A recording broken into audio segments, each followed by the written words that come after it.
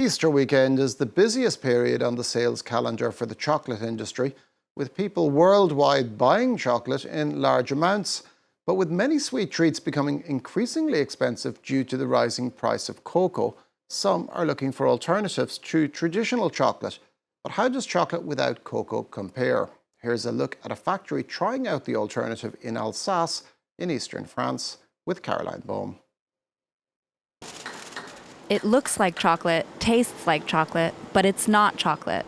This is Chaviva, a chocolate without cacao made in the French city of Mulhouse. Its biggest advantage? It's 3 times cheaper than traditional chocolate, subject to rising cacao prices after a difficult growing season in West Africa.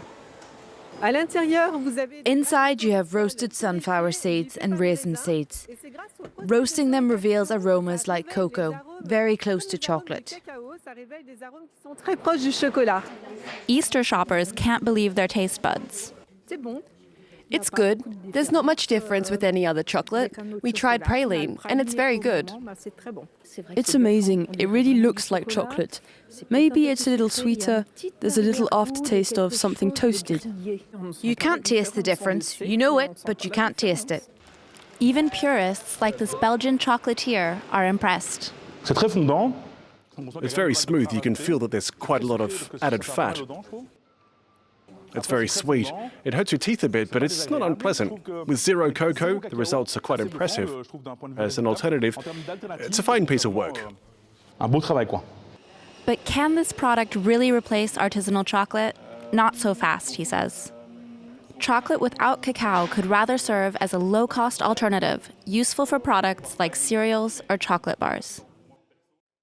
And for more on this, I can bring in Mikkel Frils-Holm, a chocolate maker and founder of Frils-Holm Chocolate in Copenhagen.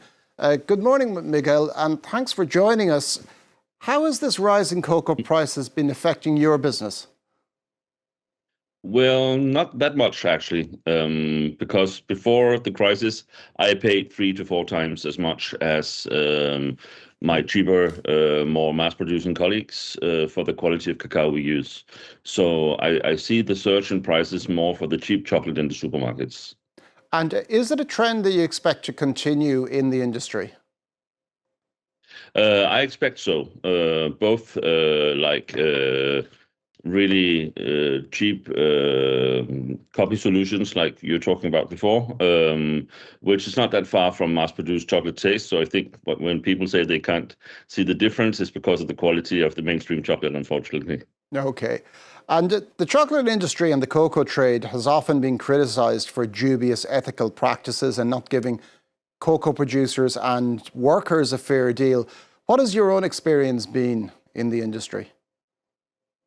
I think, unfortunately, the stories are right. There are 2 million small kids working in the cacao plantations of West Africa. There are probably 200,000-300,000 like small child slaves there, and this is the price of the cheap chocolate we have been used to. So I see that the cocoa prices rising right now is actually a good thing in the end for the farmers, and also a good thing for the market, and getting, chocolate back to being that luxury that it used to be. And as we saw earlier, there are some chocolate makers trying to circumvent this cocoa shortage by using alternative ingredients. You don't seem very impressed by that, but can you see this becoming basically more commonplace in the industry? Well, it's already there. I mean, if we buy a cheap cake in the supermarket and we think it's chocolate on, it's basically a compound, which is a margarine oil with cocoa powder and sugar.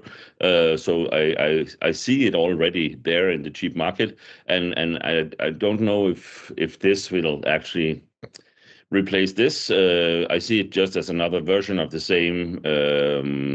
When people don't want to pay, well, they will get something not so good. And do you expect that there might be some sort of pushback among chocolate makers, particularly those maybe at the more artisanal end of things, to possibly regulate the manufacturing of chocolate products at a European level? I would love for that to happen. The basic thing is in chocolate is that there is such a big monopolization of the chocolate making. So even though we go into a small shop, we think are artisanal, it's made with chocolate from the maker who makes 1/3 of the world's chocolate. When you take wine, you take coffee, anything like this, they have 5-10% of the market, the artisanal part of it, I mean. But in chocolate, real artisanal, comparing to wine or coffee, microbrewer beer, we only have 0.1% of the market. So basically, the chocolate market is very difficult for the consumer to how to say, decode and actually do something about. But I think the problem with my colleagues or some of the people who make filled chocolates, not making chocolate from the scratch as I do, is that they use cheap chocolate, not any better than the one we find at the supermarket. And are there any other trends or obstacles that are posing a threat to the industry? Well, I mean, if the chocolate companies start paying money to the farmers, they will solve all their problems. But of course, if you want to be cheap in the market, that's difficult. So I think that's the biggest problem there. You could say there is plenty of cacao in the world, but the price have been artificially low to support a cheap price in the market. Right now, I think it's probably more natural, and I expect the price in cacao to be around here for the next at least 5-6 years. Thank you very much for that, Mikkel Frils-Holm of Frils-Holm Chocolate in Copenhagen. Thank you.